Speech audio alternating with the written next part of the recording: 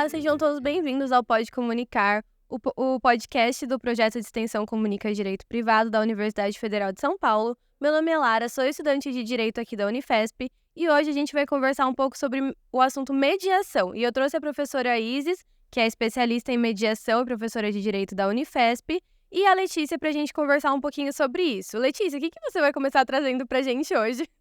Boa tarde, gente. Boa tarde não, o horário que vocês estiverem assistindo aí. Eu vim fazer uma passagem aqui só para lembrar vocês de um aniversário muito importante que aconteceu agora dia 26 de junho, que é da Lei de Mediação, tudo a ver com o episódio de hoje. A Lei de Mediação, que oficialmente é a Lei 13.140 de 2015, é uma lei super importante para mediação que dispõe, vou usar minha colinha aqui, que dispõe sobre a mediação entre particulares como meio de solução de controvérsias e dispõe sobre a autocomposição de conflitos no âmbito da administração privada e tem tudo a ver com o nosso podcast de hoje, que vai falar justamente sobre mediação. No âmbito da administração pública, principalmente. Ah, só falei Desculpa, galera. Isso é importante destacar, porque esse é um ponto bem relevante da legislação. Obrigada, Letícia, por trazer pra gente esse evento tão importante. E agora eu vou conversar com a Isis. É importante falar, gente, que ela é mediadora com certificação avançada pelo ICFML e ela também é coordenadora da Câmara de Mediação da Unifesp. Então eu queria que você contasse pra gente um pouco mais sobre gestão de conflitos e mediação, para que a gente até possa entender melhor esse cenário no Brasil. Obrigada, Lara. Oi, Letícia. Olá para quem está nos ouvindo e nos assistindo. Esse tema é uma delícia da gente poder conversar e a gente precisa começar falando sobre meios de gestão de conflitos, né? Que meios são esses para a gente poder chegar ali na mediação? Então, se a gente começar a olhar em termos de Brasil, isso começa a ficar um pouco mais publicizado ali em 2010, com a Resolução 125 do CNJ, que institui uma política judiciária nacional para o tratamento adequado dos conflitos no âmbito do Poder Judiciário. E aí que a galera começou a conhecer um pouco mais esse lugar da mediação e da conciliação, que é o que trata a resolução. Claro que a mediação e a conciliação já existiam, já eram meios, né? Não vou trazer aqui um histórico muito, muito longo, mas a gente já tinha movimentos, né, no Brasil de olhar para esses meios, de aplicação desses meios. Mas as pessoas ficaram sabendo mesmo disso em 2010. E algumas pessoas até acham que começou só em 2010. Eu sempre digo não. Começou muito antes, mas 2010 realmente é um marco bem importante. Depois disso, a Letícia já falou da Lei de Mediação, que é de 2015, uma lei recente. Logo em seguida a gente teve o Código de Processo Civil, que também traz ali, logo nos primeiros artigos, no terceiro, esse estímulo à realização de resolução de conflitos por meios que vão além do Poder Judiciário e do processo judicial, como negociação, a mediação, dentre outros. Inclusive, o artigo deixa isso em aberto. Então, esses meios de gestão de conflitos, então, no Brasil, se a gente inaugura com tudo isso, o que a gente chama aí de um sistema de justiça multiportas. E o que é esse sistema de justiça multiportas? Isso está inspirado, claro, numa ideia norte-americana da década ali de 60, 70, em que o Frank Sander traz isso lá naquele contexto, e essa política judiciária de 2010 se inspira muito nisso. E essas portas, quais são essas portinhas? A ideia é que a gente possa, quando tem um conflito, quando existe uma situação de conflito, poder identificar qual é a porta mais adequada para aquele conflito específico. E aí a gente tem a negociação, a conciliação, a mediação, a justiça restaurativa, como meios autocompositivos, e a autocomposição significa dizer que as próprias pessoas conversando vão chegar num entendimento com o auxílio de um terceiro. Na negociação, não necessariamente, porque a gente pode fazer uma negociação direta, a gente negocia o tempo inteiro. Então, aqui negociando com a Letícia, né, vou falar isso, vou falar aquilo, a gente está todo momento negociando diretamente. Mas claro que também pode ter, eventualmente, a intervenção de um terceiro, de um negociador. Lembrando que aqui a gente está com um foco na questão do diálogo. E a gente tem dois outros meios, que é a arbitragem e o processo judicial, e aí são heterocompositivos. O que significa hétero? Um terceiro vai lá e vai decidir aquela situação, vai colocar uma sentença, enfim, vai decidir por aquelas pessoas a partir ali de um contexto probatório que for apresentado, enfim, das falas, etc. Então essa é uma diferença bem importante da gente iniciar localizando em que lugar nós estamos falando da mediação no Brasil e de que, que a mediação é um meio, então, autocompositivo dentro dessas múltiplas portinhas. Eu sempre gosto de imaginar as portinhas uma do lado da outra. E a depender do meu conflito e da necessidade que eu tenho, eu vou bater numa ou em outra porta. Muito obrigada, professora, por essa contextualização no Brasil sobre a mediação e esses fatos tão importantes para a gente entender melhor o que ela significa. Eu queria entender agora, queria que você explicasse para a gente como escolher o método mais adequado nesse sentido e explicar para a gente melhor a diferença entre a arbitragem e a mediação.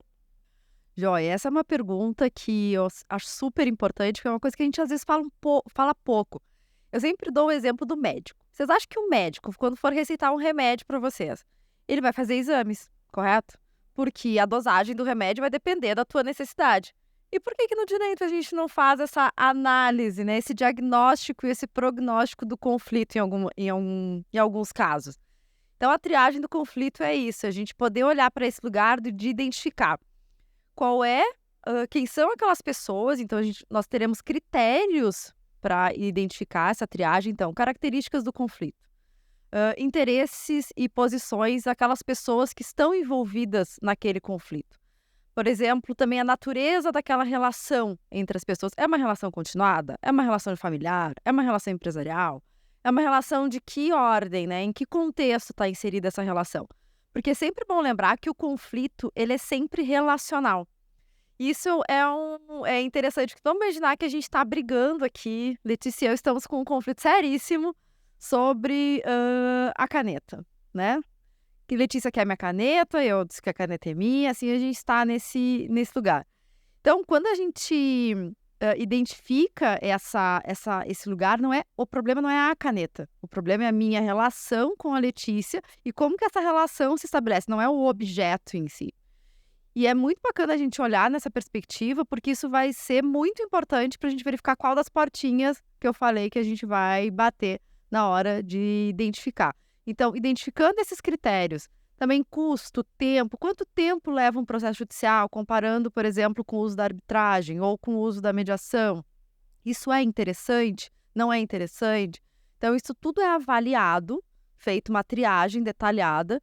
Então, eu costumo usar uma palavra agora, que quando eu digo assim, qual é a palavra que vem na cabeça de vocês quando a gente está falando de sistema de justiça multiportas? Na minha cabeça vem sofisticação. E por quê? Porque o profissional hoje, ele precisa dominar várias portas. Quando eu fiz faculdade, já faz algum tempinho, a gente falava mais de processo judicial. Era o que mais se tinha, no máximo ali uma conciliação do juizado especial cível. Então, não era uma coisa muito divulgada e muito conversado tudo isso. E hoje, então, imagine todas essas portas. O profissional, quem atua no direito, vai conhecer a negociação, a conciliação, a mediação, a justiça restaurativa, a arbitragem, o processo judicial também. Né? Então, em nenhum momento estou tirando a importância do processo judicial. Apenas que ele já é nosso velho conhecido e as outras estão aí. Inclusive, a Letícia está fazendo uma pesquisa bem bacana sobre conciliação na Justiça do Trabalho. Exato. Eu comecei com interesse pela conciliação justamente no projeto, que é tipo aquilo, eu sabia que existia, mas acho que não tinha muita noção da extensão que aquilo pode ter, de o quanto benéfico pode ser, e às vezes até encontrar problemas ou soluções na prática mesmo. E a Isis comentou, né, de como da sofisticação do profissional hoje, eu tô na minha busca por estágio, né, várias vagas que você vê na área civil, muitas pedem como diferencial conhecimento em arbitragem, conciliação, mediação. Então tá uma coisa muito recorrente no mercado de trabalho, que nós, até que nem formados a gente está ainda, né? No próprio estágio a gente já consegue ver essa demanda. É legal, isso tem crescido muito. E aí a outra pergunta da Lara era sobre a diferença de mediação e arbitragem, né? Bom, a primeira grande diferença é essa. Na mediação a gente tem um espaço de diálogo. A mediação é autocompositivo. Né? Então, a gente temos ali um mediador, um terceiro, que é imparcial, então, ou seja, que não tem conhecimento do conflito, que não conhece as pessoas ali envolvidas e vai auxiliar as pessoas no processo de comunicação. Então, é importante a gente pontuar isso, né? Um terceiro que auxilia. Eu gosto muito de uma imagem que a professora Gisele Groeninga usa, que ela diz assim, os mediadores são os guardas de trânsito da comunicação. Eles ficam ali guiando a pessoa para que ela transite naquele espaço e que talvez uma consequência desse trânsito, né, mais assertivo de comunicação, a gente chegue no entendimento. O acordo, ele não é o fim da mediação, não é o objetivo da mediação. Por isso que eu não falo tanto em resolução de conflito. Porque a resolução pressupõe necessariamente, às vezes, até um trato com uma lógica mais de posição do conflito, aquela parte mais superficial, se a gente imaginar o iceberg que as pessoas falam, ou uma árvore, né? A copa da árvore seria esse lugar da resolução, que está muito mais vinculado a uma lógica heterocompositiva. Então, a arbitragem é um meio heterocompositivo privado, diferente do processo judicial a gente está falando aqui de uma estrutura pública. Na arbitragem, então, a gente tem um árbitro, uma pessoa especializada numa determinada área, que vai ali, né, trazer a decisão, a sua sentença, definindo quem que vai vencer, enfim, ou perder, etc., identificando isso. Então, tem uma imposição por um terceiro nesse ponto. Claro que existe também uma arbitragem que é consultiva, opinativa, que alguns autores vão falar, que o árbitro dá uma opinião sobre aquele assunto e as pessoas depois escolhem se vão acatar ou não vão acatar. Algo não vinculativo. Por quê? Porque a sentença arbitral ela é vinculativa. Ela vincula as pessoas naquilo ali. E na mediação, o termo, como é construído pelas pessoas, pelas próprias pessoas, pelos recursos que elas têm, em geral, esse termo de entendimento, como eu disse, ela é consequência de um diálogo que foi ali reconstruído em alguma medida.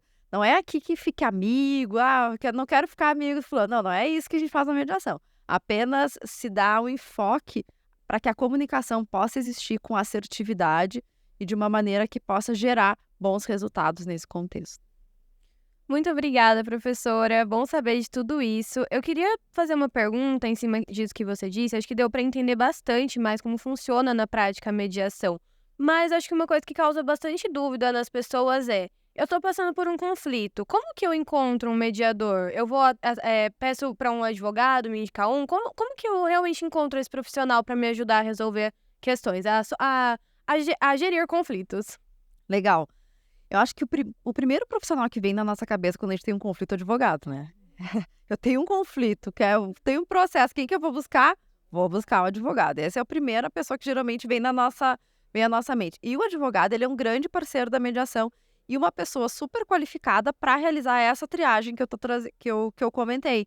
Porque ele vai ter o conhecimento, por isso que eu falei da sofisticação, né? Vai ter esse conhecimento das portinhas e poder, a partir de critérios específicos, identificar a porta mais adequada.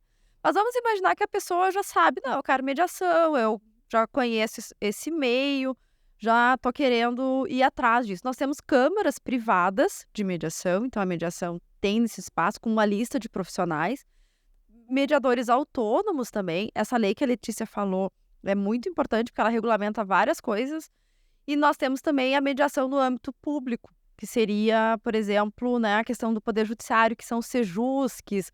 Alguém já deve ter ouvido falar disso aí, que nasce com a resolução, como eu disse, 125, e depois a gente tem ali, inclusive, dentro do próprio Código de Processo Civil, esse estímulo à realização da mediação, né, ou da conciliação de forma prévia, inclusive como requisito da petição inicial no procedimento comum, e depois, lá nas ações de família, no procedimento especial, também resgata essa importância.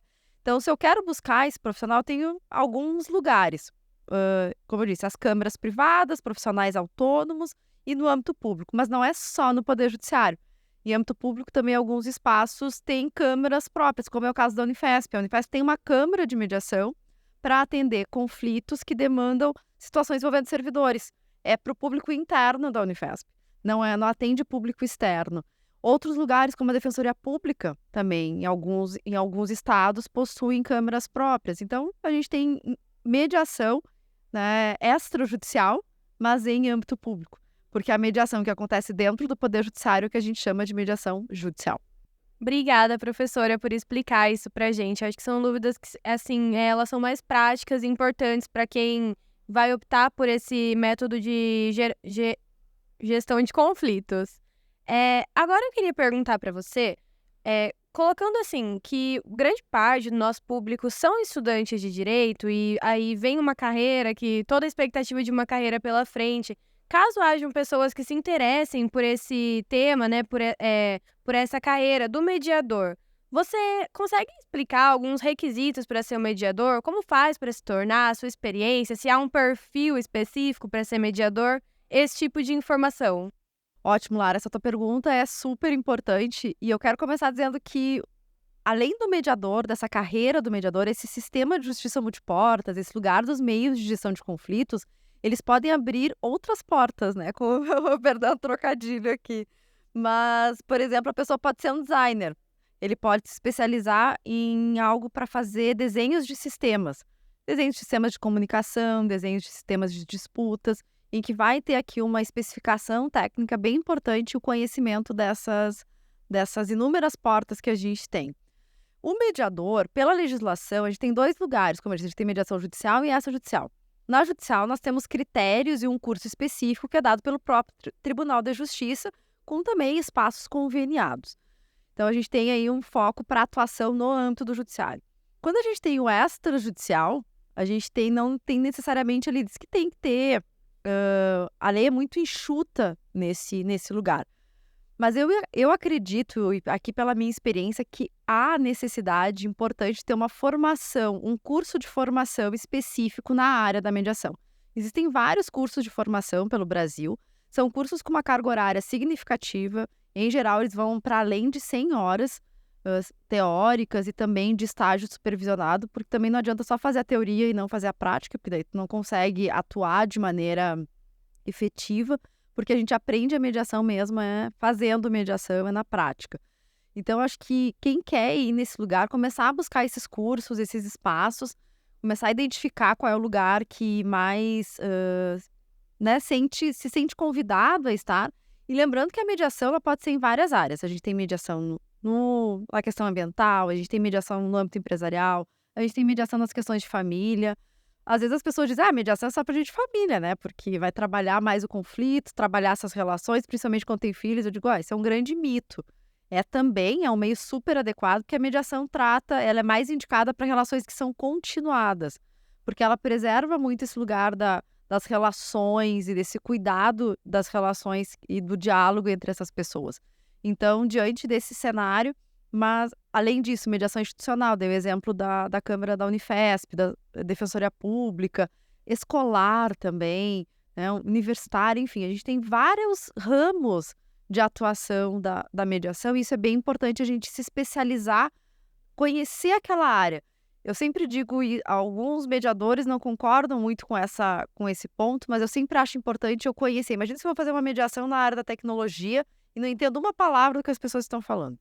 Isso prejudica que eu possa fazer boas perguntas, que eu possa utilizar técnicas e ferramentas da mediação de forma mais assertiva para aquele contexto. Porque o mediador, ele não sugere, ele não opina. Então, as pessoas dizem, mas ele não precisa saber. Ele diz, não, mas ele precisa fazer boas perguntas. E para fazer boas perguntas, ele precisa ter um mínimo de conhecimento. Não é ser um expert na área, né? Mas apenas ter algum conhecimento para poder minimamente lidar com palavras, com termos, às vezes, técnicos que as pessoas vão trazer. Por mais que as pessoas possam esclarecer, é importante que faça. Então, mas uma formação adequada vai auxiliar esse profissional a ter, né, no mercado realmente uma inserção de maneira muito mais efetiva e com segurança também. Isis, fiquei com uma dúvida aqui. Só alunos graduados em Direito, para você se tornar um mediador, a graduação em Direito é um requisito? Ou quem está fazendo faculdade pode fazer também? Vou começar pelo graduado em Direito, que não é só profissional de Direito que faz mediação. Esse é um ponto muito importante. Então, qualquer área pode se tornar mediador. Não tem um requisito específico de ser advogado ou de ser formado em Direito. Agora, a formação no ensino superior é importante, sim. Então, por exemplo, para a judicial, isso é um requisito específico. E, em geral, os cursos extrajudicial, eles apenas aceitam pessoas que já têm pelo menos uma graduação. Mas qualquer pessoa está convidada a estar nesse lugar. Então, eu já tive alunos que eram contadores, jornalistas, assistentes sociais e psicólogos bastante, também é uma área que se utiliza bastante. Mas a gente tem até artistas plásticos que já fizeram curso de mediação e podem atuar nessa área, porque aí a gente pode ir para a área específica, né? E eles podem, inclusive, esse é um outro ponto legal da gente falar. Às vezes a pessoa diz assim, que até a Lara falou do perfil, né? Não cheguei ainda nele. As pessoas podem fazer formação de mediação necessariamente para ser mediador. mas para poder utilizar técnicas e ferramentas da mediação na sua profissão. Ele não vai estar ali como um terceiro imparcial, mas isso vai lhe ajudar a ter uma habilidade para gerir relações e comunicação que favorecem as relações, tanto em âmbito privado, como eu digo, né, na sua casa, com a família, como também um profissional que utiliza técnicas e ferramentas da mediação para atuar na sua área. Então, isso é bem bacana, claro, né? O mediador ele tem lá imparcialidade, confidencialidade, tem requisitos específicos, princípios, um código de ética importante a ser cuidado, mas a gente também pode fazer uma formação e algumas pessoas já fizeram isso para se apropriar dessa nova forma de pensar o conflito, dessa possibilidade de ter novas habilidades nesse espaço. Obrigada, Isis, por essa fala. Acho que é importante a gente colocar, né, esse lugar do mediador, o que ele faz e como ele se torna né, já que o nosso público é bastante do mundo jurídico, apesar de termos público que não é, mas acho que é legal para o estudante de direito ter esse tipo de informação. Agora, caminhando mais para o fim, gostaria de fazer uma pergunta. Se você tem um conselho específico para uma pessoa que está numa situação de conflito jurídico, quando ela está passando por esse momento, como proceder? Qual que deve ser o procedimento adotado ali para frente? Quando a gente está numa situação de conflito, eu sempre brinco, muita coisa pode buscar, né? Nos diversos cenários, né? Desde questões de aconselhamento, etc. Mas claro que a gente está aqui, né, falando nesse espaço do direito. E eu sempre falo, o advogado ele é um grande parceiro da mediação e um grande parceiro para orientar as pessoas no caminho, poder entender melhor aquele cenário e dar melhor orientação. Além disso, né, pode buscar orientações, tipo designer, enfim, pessoas que possam exercer esse espaço e orientar, de alguma maneira, apresentar opções. Eu acho que isso é uma coisa bacana, porque imagina que a Letícia chega no meu escritório, eu e Isa, advogada, e ela me conta toda a história, eu analiso essa história e digo, olha, Letícia, a gente pode fazer a mediação, que a tendência é que aconteça XYZ, a gente pode fazer uma arbitragem, isso tem um custo X, vai durar em média tempo tal. E aí a Letícia, não quero saber de diálogo, eu quero ir... Ah, não. Tem também essa disponibilidade da pessoa, porque é voluntário. Sempre que a gente está falando de autocomposição, a gente também está falando de voluntariedade. Então a gente não pode impor para a pessoa, porque não é essa a ideia que a gente está construindo aqui. Mas é importante que o profissional, que o advogado, que quem essa pessoa busque, oriente e mostre as diversas opções que existem para gerir aquele conflito, né, para poder orientar a pessoa da melhor forma. Perfeito, professora. Agora, por fim, gostaria de saber se você tem alguma indicação para quem está querendo se aprofundar nesse assunto, para quem quiser mais informações sobre ele. Bom, Lara, a primeira dica que eu vou dar é para o pessoal assistir os vídeos do Comunica Direito Privado. Nós temos uma série de vídeos lá no nosso YouTube e também seguir no Instagram, @Comunica Direito Privado. Tem várias postagens sobre essa temática da mediação, etc. 2 filmes bem bacanas que eu vou indicar aqui para vocês. O primeiro deles é a História de um Casamento, que se a gente parar e prestar atenção, tem a intervenção do mediador no início do filme e no final do filme com impactos bem interessantes. Né? Deixo aqui esse spoiler, no filme não teve mediação, enfim, eles optaram por cada um ter o seu advogado, vale a pena dar uma olhada nesse filme. E o outro é os 7 anos, que fala sobre uma mediação empresarial. Ali a gente tem um mediador bem diferentão, mas vale a pena conferir, vale a pena dar uma olhada, porque é um processo de diálogo que se estabelece ali entre alguns sócios, e esse mediador está ali, né, nesse espaço. São 2 filmes bacanas da gente dar uma olhada. Além disso, temos também na Unifesp um grupo de pesquisa de estudos avançados de prática, teoria e mediação para pessoas que já são mediadores. Então, é um grupo que se encontra mensalmente, tem inscrição do CNPq, enfim, é um grupo muito bacana que também funciona e tem sido os encontros cada vez mais interessantes e produtivos. Eu acho que é isso, né, de dicas nesse momento. E, claro, busquem sempre informação de qualidade. Cuidado com sites de notícias que dão, às vezes, pela metade ou que não tem ali, né, uma segurança ao levar a informação. E busquem por institutos, tipo câmaras privadas, que sejam reconhecidas, que também tem Instagram, tem espaços e postam ali notícias interessantes. Legal, Isis, muito obrigada pela dica. Então, se você tem bastante interesse nesse assunto, já vai lá se aprofundar com as dicas que a professora deu. E por hoje é isso. Eu gostaria de agradecer a professora Isis pela participação, pelas informações que foram riquíssimas aqui para nossa informação, para o nosso debate. Obrigada, Letícia, pela sua participação. Obrigada, E Ti. obrigada, professor Carnaúba, por toda a parte técnica aqui, que é ele que faz. E fiquem ligados no nosso Instagram, sigam o nosso Instagram, @comunicadireitoprivado, que a gente vai estar sempre postando mais conteúdo lá para vocês. E não esquece de dar o like, de compartilhar com o pessoal esse tema que é tão importante do direito civil. Obrigada, gente!